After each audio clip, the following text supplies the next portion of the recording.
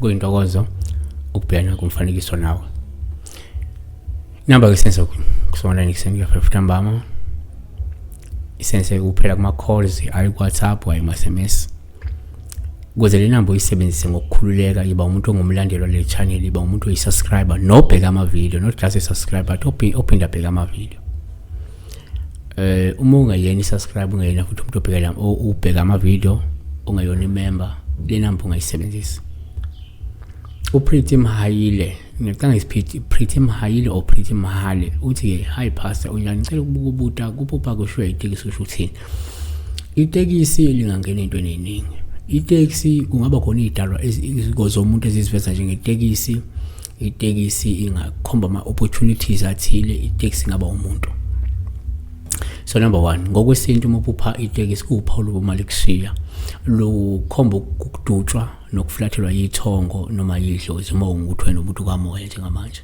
Lokho kusho ufuna ubheka ukuthi akukho yini okwenzile wena okungacasula ithongo bese liyakuflathela noma likudube.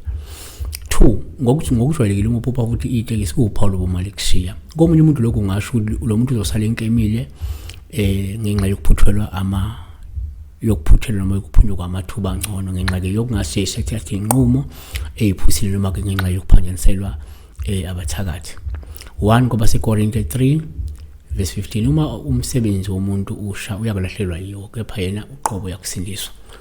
Number 3, futhi uma uphupha itekisi kuwuphawu lobumali kushiya, singabe sibheka indlela ukuthi ngenzeka kudinge kuhlahlambe futhi ushintshe ukwenza, noma ke uyekele ukuvilapha noma ukuthatha kude, ngoba lokwenza ukuthi usilele emuva futhi kube khona into osala kuzo ezibalekile futhi ezingakuthuthukisa sikwenze ube nenqubekela phambili.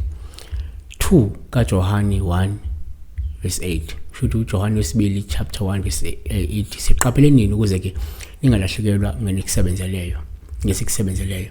Number 4, kuyenzeka uma uphupha futhi itekisi ubuphawu lobumali kushiya. Komunye umuntu lento ikhombe ukuthi usuke engahlalahlwe noma engashashiwe, angahle aliwe, noma ke elahlekelwe utho olubalekile. Number 5, futhi kwesinye isikhathi uma uphupha itekisi kuba uphawu oluhle uma likushiya, olungasho ukuthi ngenze kusinde ekufeni, ingilosi yokufa esifike qathatha izokulanda wena wasinda. NgokaMathewu 24 verse 40, khona ke kuyakuba khona ababili ensimini, omunye athathe omunye ashiwe, kanti ababili bobe besile etsheni, omunye athathe omunye ashiwe. NgokaLuka 17 verse 35, kuyakuba khona ababili besila ndawonye, omunye yakuthathwa omunye ashiwe. 36 kuyakuba khona ababili ensimini, omunye uyakuthathwa omunye ashiwe. Siyabonga. So ukusho ukuthi okuhle la kule phupho ukuthi uma ukuthi ukade sekufika isikhathi sokuthi ungafa kule ngilo sokufa waphunyula. Kuhle lokho kunye kuphi? Siyabonga.